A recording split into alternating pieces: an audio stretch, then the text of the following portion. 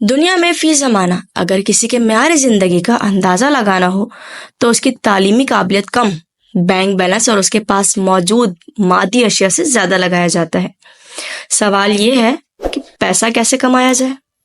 اس کے لیے ضروری ہے کہ وہ کام کیا جائے جس میں منافع ہو، نہ کہ اجرت، یعنی بزنس کیا جائے، نوکری نہیں۔ اگر کاروبار میں اتنا منافع نہ ہوتا تو کبھی بھی آپ صلی اللہ علیہ وسلم یہ نہ فرماتے کہ کاروبار میں منافع کے 9 حصے ہیں۔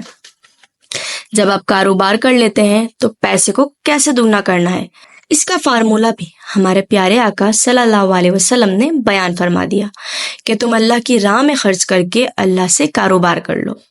یہی وجہ ہے اللہ دنیا میں 10 گنا اور آخرت میں 70 گنا لوٹا کر دیتا ہے۔ اس سے بھی زیادہ اگر آپ کو چاہیے تو اس کا بھی حل پیارے رسول اللہ صلی اللہ علیہ وسلم نے ہم پر واضح فرما دیا کہ صدقہ کرو۔ مسلمانوں کا صدقہ اس کی عمر میں اضافہ کرتا ہے اور بری موت سے بچاتا ہے، اور اللہ کے ذریعے تکبر اور فخر کی بیماریوں کو زائل کرتا ہے۔ لیکن ہم کاروبار کرنے سے قبل ہی اس کے نقصانات سے ڈرنا شروع کر دیتے ہیں۔ اسی لیے پاکستان میں کاروبار کی بجائے نوکری کو ترجیح دی جاتی ہے کہ کچھ بھی نہ ہو، کم سے کم اس سے ہر ماہ تنخواہ تو مل جایا کرے گی۔ اس کا سب سے بڑا نقصان جو ہم نے کبھی نہیں سوچا کہ ہم ہر ماہ کی پہلی تاریخ کو تنخواہ وصول کرنے کے بعد دوسرے ماہ کی تنخواہ کا انتظار کرنے لگتے ہیں، جس کا سب سے بڑا نقصان ہمیں اور کمپنی کو یہ ہوتا ہے کہ ہم اس جوش و جذبے سے کام نہیں کرتے جس ولولے سے ذاتی کاروبار میں کر سکتے ہیں۔ اسی لیے دنیا کے کامیاب بزنس مین خیال کرتے ہیں کہ منافع اجرت سے بہتر ہوتا ہے، کیونکہ اجرت آپ کا پیٹ پالتا ہے لیکن منافع آپ کی قسمت بدل دیتا ہے۔ لہٰذا ہمیں یہ سوچے بغیر کوشش کرنی چاہیے کہ اپنے کام کو ترجیح دیتے ہوئے چھوٹے سے کام سے ہی بھلے ہو اپنا کام کرنا چاہیے۔ ایک بار ایک صحابی پیارے رسول اللہ صلی اللہ علیہ وسلم کے پاس آئے اور مدد چاہی۔ آپ صلی اللہ علیہ وسلم نے پوچھا کہ تمہارے پاس کچھ ہے؟ تو صحابی نے عرض کیا، یا رسول اللہ صلی اللہ علیہ وسلم، میرے پاس ایک کلہاڑی ہے اور کچھ بھی نہیں۔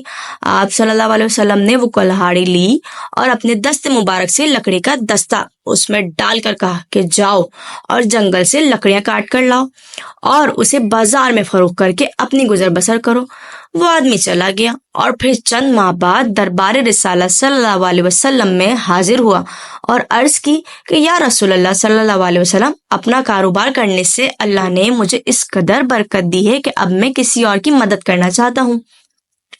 اگر عصر حاضر کی بات کی جائے تو ہم دیکھتے ہیں کہ دنیا میں جتنے بھی امیر شخص ہوئے ہیں ان میں سے ایک بھی پی ایچ ڈی نہیں، سب بزنس مین ہیں، اور ان میں سے کتنے ہی ایسے ہیں جن کے پاس اپنا کاروبار شروع کرنے کے لیے کوئی رقم بھی نہیں تھی، لیکن انہیں اپنی قابلیت پر اور محنت پر اس قدر یقین تھا کہ کامیابی ان کے قدم ضرور چومے گی۔ جیک ما چین کا امیر ترین شخص ہے۔ وہ کہتا ہے اگر آپ بندروں کے سامنے کیلے اور پیسے رکھ دیں تو بندر کیلوں کا انتخاب کریں گے، کیونکہ وہ نہیں جانتے کہ پیسوں سے بہت سے کیلے خرید سکتے ہیں۔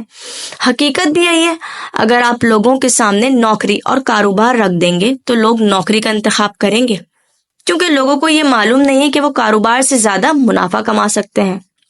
اسی لیے منافع اجرت سے ہمیشہ بہتر ہوتا ہے۔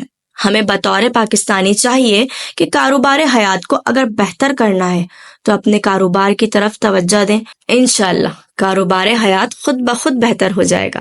میں شینا خان، اور اگر آپ کو میری یہ ویڈیو پسند آئی تو ہمیں سوشل میڈیا پر فالو اور سبسکرائب کریں۔ تھینک یو، اللہ حافظ۔